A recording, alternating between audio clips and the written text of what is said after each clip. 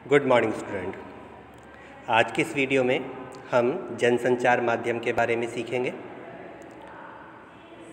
जनसंचार अर्थात जनता के साथ अपनी सूचनाओं को, विचारों को, बातों को बांटना, जनता तक उसको पहुंचाना, इसे हम जनसंचार कहते हैं। सबसे पहले हम संचार की परिभाषा और उसके महत्व को समझेंगे। संचार जीवन की निशानी है। मनुष्य जब तक जीवित है वह संचार करता रहता है। यहाँ तक कि एक बच्चा भी संचार के बिना नहीं रह सकता। वह रोकर या चिल्लाकर अपनी माँ का ध्यान अपनी ओर खींचता है। एक तरह से संचार खत्म होने का अर्थ है मृत्यु। वैसे तो प्रकृति में सभी जीव संचार करते हैं, लेकिन मनुष्य की संचार करने की क्षमता और कौशल सबसे बेहतर है। मनुष्य एक सामाजिक प्राणी है और उसे सामाजिक प्राणी के रूप में विकसित करने में उसकी संचार क्षमता की सबसे बड़ी भूमिका रही है। अर्थात संचार के बिना जीवन नहीं है। एक छोटा बच्चा भी संचार करता है जब वह बोलना नहीं जानता। जब उसे भूख लगती है तो वह रोकर अपनी माँ को बता देता है कि उसे भूख लग रही है। इस प्रकार वह संचार करता है, अपनी बात को अपनी माँ तक पहुँचाता है। प्रकृति में जितने भी जीव जंतु हैं वह भी संचार करते हैं।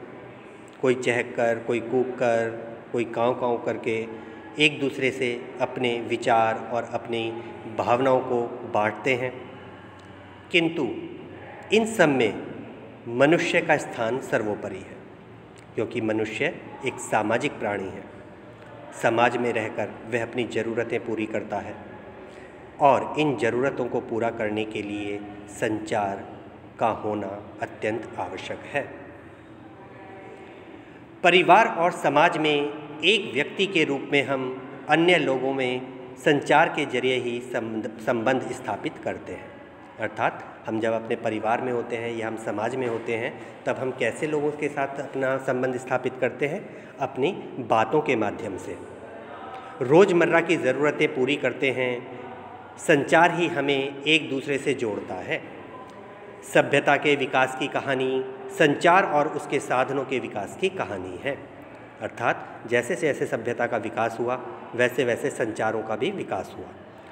मनुष्य ने चाहे भाषा का विकास किया हो या लिपि का या फिर छपाई यानी प्रिंट, इसके पीछे मूल इच्छा संदेशों के आदान प्रदान की ही थी।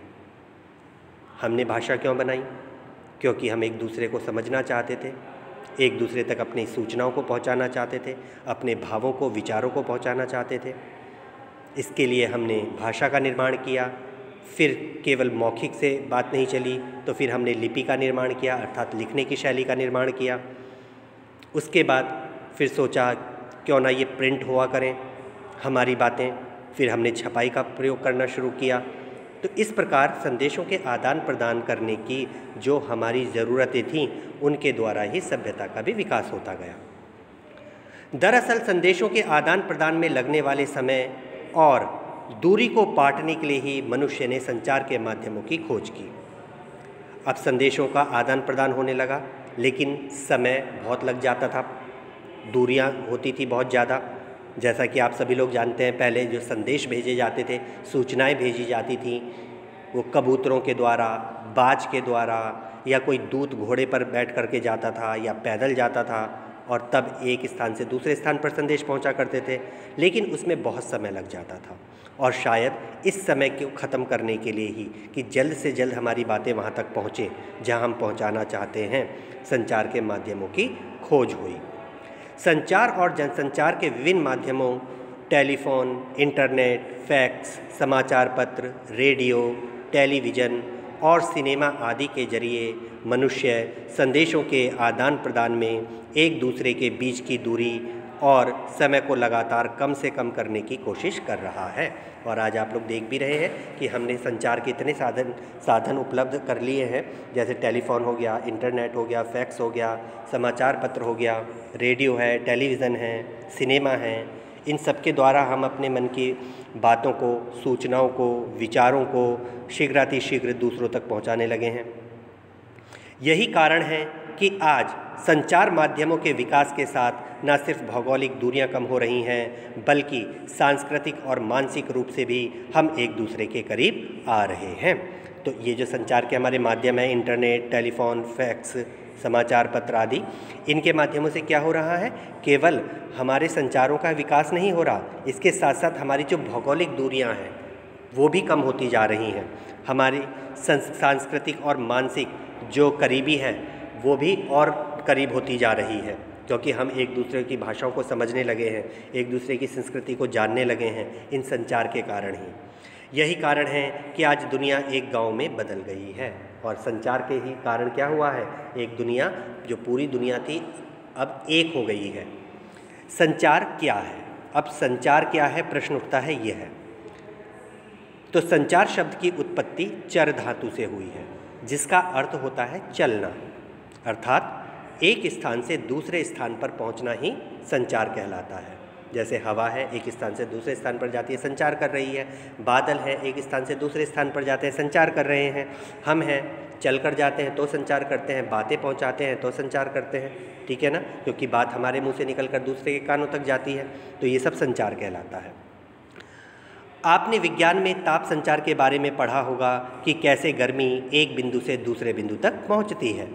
इसी तरह टेलीफोन के तार या बेतार के जरिए मौखिक या लिखित संदेश को एक जगह से दूसरी जगह भेजने को भी संचार ही कहा जाता है। लेकिन हम यहाँ जिस संचार की बात कर रहे हैं उससे हमारा तात्पर्य दो या दो से अधिक व्यक्तियों के बीच सूचनाओं, विचारों और भावनाओं का आदान प्रदान है, ठीक है। तो हम जो यहाँ संचार की बात कर रहे हैं फिलहाल, तो वह संचार कैसा है कि दो व्यक्तियों के बीच, दो व्यक्ति अपनी सूचनाओं को, अपने विचारों को और अपनी भावनाओं को एक दूसरे के साथ आदान प्रदान कर रहे हैं, बांट रहे हैं। मशहूर संचार शास्त्री विल्बर ट्रेम के अनुसार संचार अनुभवों की साझेदारी है, अर्थात संचार क्या होता है, जो हमारे अनुभव होते हैं वो अनुभव हम जो दूसरों से बांटते हैं वही संचार है। दरअसल एक दूसरे से संचार करते हुए हम अपने अनुभवों को ही एक दूसरे से बांटते हैं, लेकिन संचार सिर्फ दो व्यक्तियों तक सीमित परिघटना नहीं है। संचार के तहत सिर्फ दो या उससे अधिक व्यक्तियों में ही नहीं, हजारों लाखों लोगों के बीच होने वाले जनसंचार तक को शामिल किया जाता है।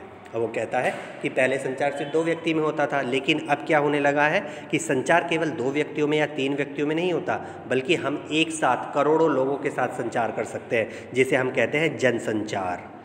इस प्रकार सूचनाओं, विचारों और भावनाओं को लिखित, मौखिक या दृश्य श्रव्य माध्यमों के जरिए सफलतापूर्वक एक जगह से दूसरी जगह पहुंचाना ही संचार है। अर्थात दृश्य श्रव्य का क्या मतलब हुआ, जैसे टेलीविज़न जिसमें हमें दृश्य भी दिखता है और श्रव्य यानी सुनाई भी देता है, ठीक है ना। इस प्रक्रिया को अंजाम देने में मदद करने वाले तरीके संचार माध्यम कहलाते हैं, और हमारे को संचार करने में जो हमारी मदद करते हैं जो उपकरण, वो हमारे माध्यम कहलाते हैं कि हमने इस माध्यम से संचार किया है। संचार के कुछ प्रमुख तत्व हैं जो निम्नलिखित हैं। पहला, संचार प्रक्रिया की शुरुआत स्रोत या संचारक से होती है, ठीक है। संचार का जो सबसे पहला तत्व है वो कहलाता है स्रोत या फिर संचारक।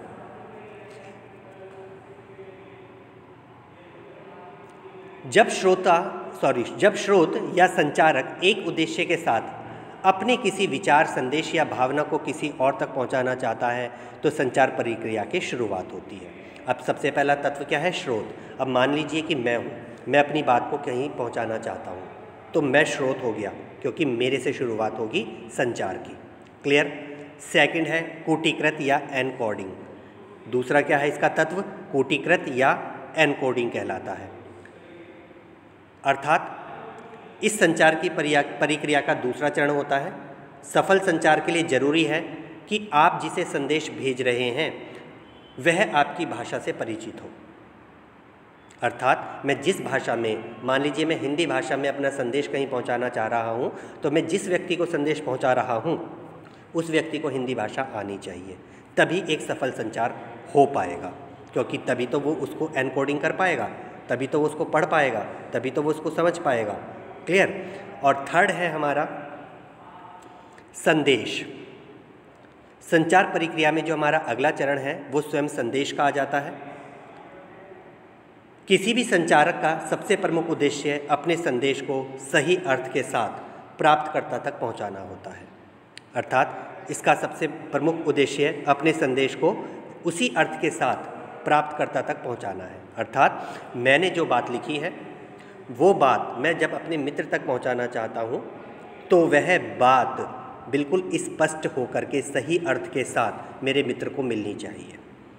इसीलिए सफल संचार के लिए ज़रूरी है संचारक अपने संदेश को लेकर खुद पूरी तरह से स्पष्ट हो। अर्थात मुझे पहले स्वयं पता हो कि मुझे संदेश में क्या भेजना है, क्योंकि जब मुझे स्पष्ट होगा तो सामने वाले को भी स्पष्ट होगा कि इस संदेश में ये कहा गया है।